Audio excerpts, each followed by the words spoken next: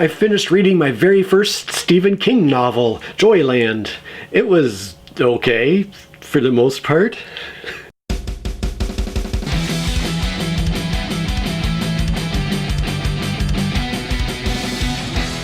I have previously read one other Stephen King book, however, and that was On Writing, a memoir of the craft, which is a combination of a memoir about Stephen King and his journey through the career of writing, and an instructional manual on how to write well. As such, it falls into the nonfiction category, and Joyland is actually the first novel from him that I've read. Now, admittedly, this isn't one of his big, world-breaking, award-winning novels. This is one that I hadn't heard of, and the only reason I have it is because quite some time ago, a couple years ago I think, I bid in a charity auction on a box o' books, and I didn't know what books I was getting. I just knew I was going to get a bunch of books, and so this is one of the books that showed up when I won that item in the auction, and so I decided to give it a read, particularly because I looked up first to make sure that it wasn't one of his horror books. Now, I've just never been at all interested in the horror genre. I worked for 16 years as a paramedic, and I always said that if I wanted to see horror, I would go to work. I didn't want to read about it in my leisure time. Lord knows I've seen too many horrific things, and that's why I have PTSD today. So, on the one hand, I don't know how much of an impact it would even have on me, given that I've experienced so much real-life horror. How would reading about it in a fictional format really thrill me in any way after being through that? And then, on the other hand, it's just simply not how I want to pass my time. I would much rather get lost in a fantasy world and be taken to some place wonderful and not necessarily related to real-life, everyday life. So that's why, up to this point, I've really avoided reading Stephen King's novels. Having done so now, I'm not going to be in a huge hurry to read any of his other books. Let me tell you very briefly what Joyland is actually about. The narrator of the book describes himself in this way on the second page. He says, "I was a 21-year-old virgin with literary aspirations. I possessed 3 pairs of blue jeans, 4 pairs of jockey shorts, a clunker Ford with a good radio, occasional suicidal ideations, and a broken heart." Sweet, huh? And this 21-year-old, during the summer break from college, decides to go work at an amusement park. And so a good chunk of the book is basically just him going through his summer working at this amusement park, learning how to be a carny and all the kind of behind the scenes stuff that goes on in that kind of carny amusement park setting.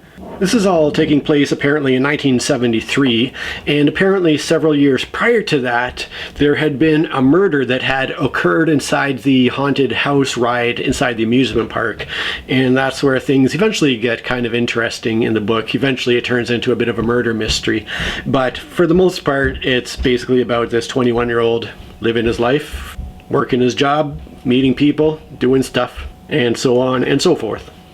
The writing itself, speaking of the writing craft that he talks about in On Writing, it is a very, very simple and conversational prose that he utilizes, as if the storyteller is sitting right next to you, just telling a good yarn and speaking in normal language and slang and all that stuff.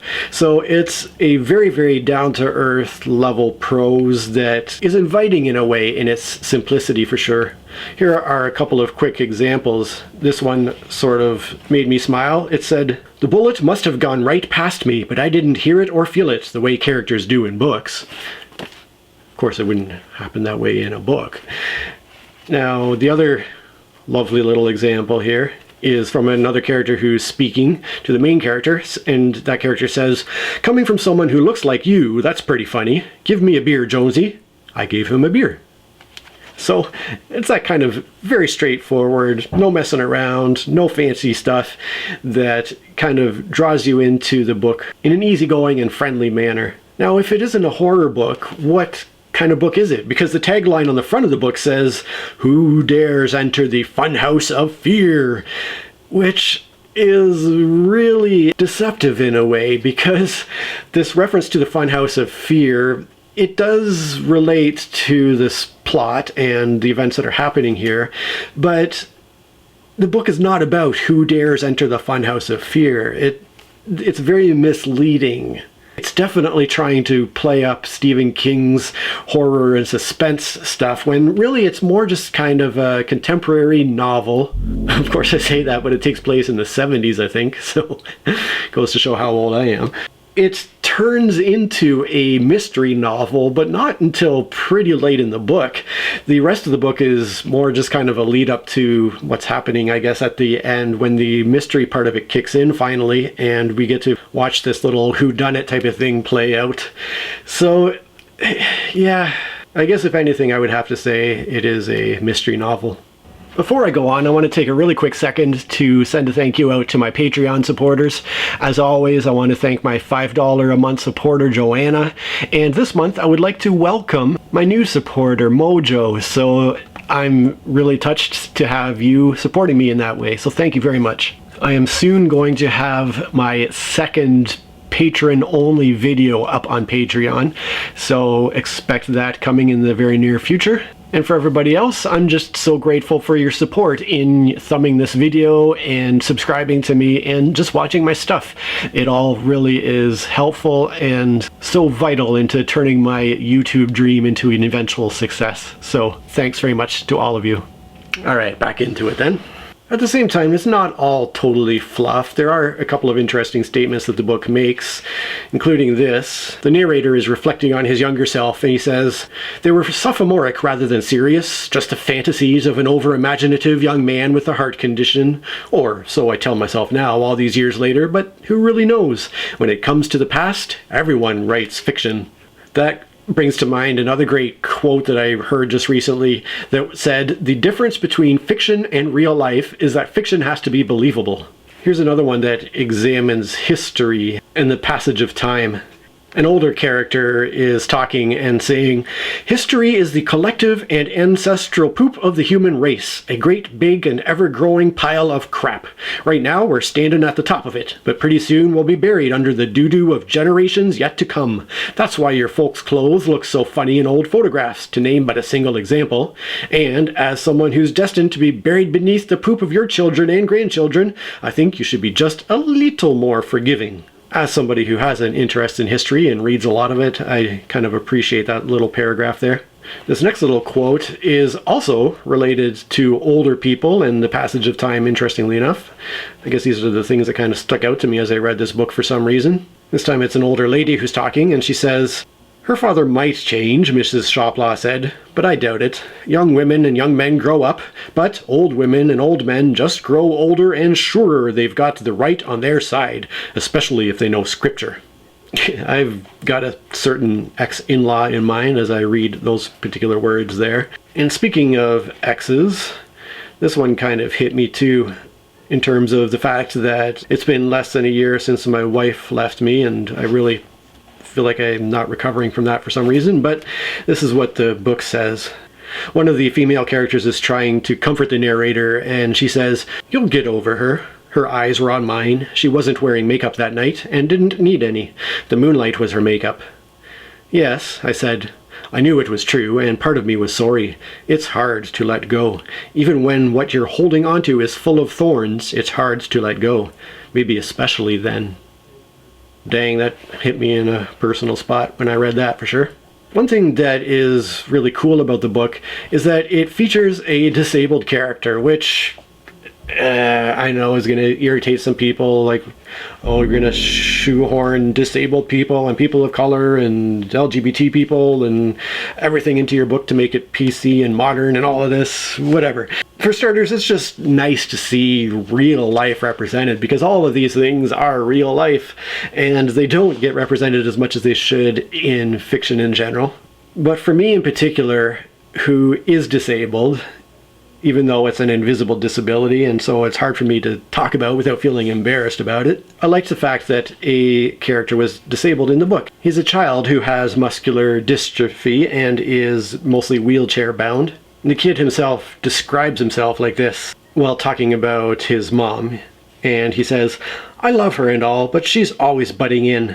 Like what's wrong with me is this big shameful secret we have to keep. He shrugged. I've got muscular dystrophy, that's all. That's why I'm in the wheelchair. I can walk, you know, but the braces and crutches are a pain in the butt. So yeah, for me anyways, it was cool to have that character in the book.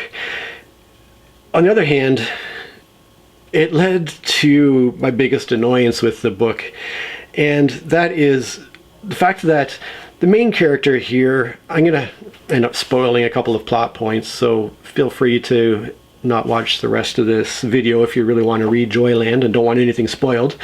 But basically, the narrator, the lead character, does something really nice for the disabled kid. It's clear that this kid is dying and doesn't have a long time left to live, and the main character organizes this really nice event for the kids to participate in.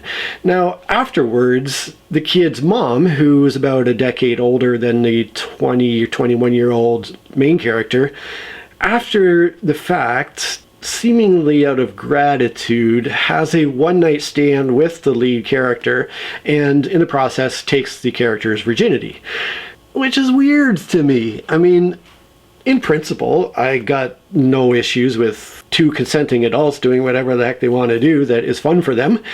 But just the context of it happening after he does this thing for her son and she's so grateful, and he is still a virgin and she's so much older than him, and it feels kind of a little bit icky, even though the book tries to pass it off as, oh, it's not that, it's not out of gratitude, it's not a thank you thing, it's I have something I just really want to do, and that's all fine and good, but I still can't get away from the weird context of it.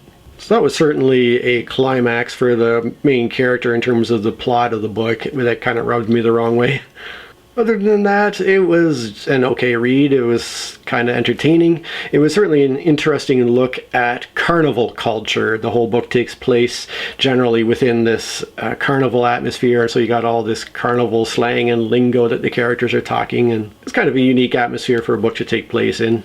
But then, other than that, I wouldn't really tell people to run out and grab this book necessarily.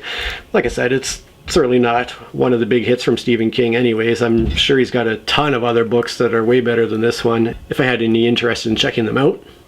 And maybe you know of one that I should check out, given what I said previously about my lack of interest in the horror genre. Maybe he's got something else that might be worthwhile for me to have a look at. Do let me know if that's the case. Thanks. Hey, it's Josh. You know why I'm here. Sometimes you just need that friendly reminder to give a little thumb up, to subscribe to the channel, to share the video with somebody who would enjoy it. Thanks so much for watching. Cheers. Of course, this is a character in a book, and it's kind of funny to imply that it's sort of the author is reflecting on his younger, and surely they've got the right, and it wasn't it for, and he was like, what's wrong with me? Is this big shameful secret? Oh.